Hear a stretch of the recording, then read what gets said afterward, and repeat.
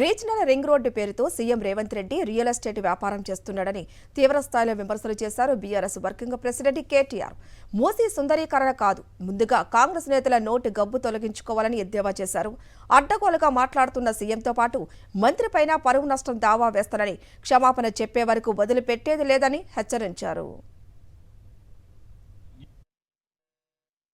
ఈ ముఖ్యమంత్రి ఏమంటాడు, పేదవాళ్ళ పథకాల కాడికి వచ్చే వరకేమో పైసలు లేవంటాడు.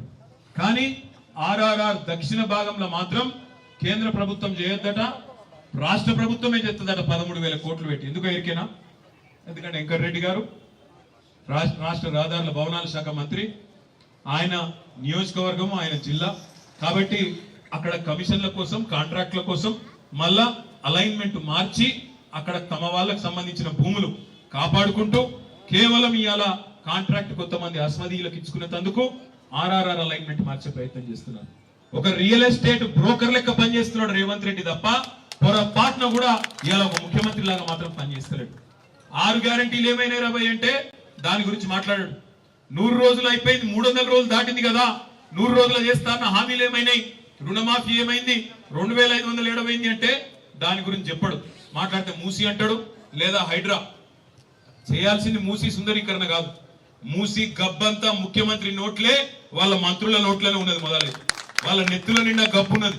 దిక్కుమాలిన మాటలు, దిక్కుమాలిన ఇష్టం వచ్చిన రోత ఉట్టించే మాటలు, మామూలు మనుషులు మాట్లాడే మాటలు కూడా కాదు.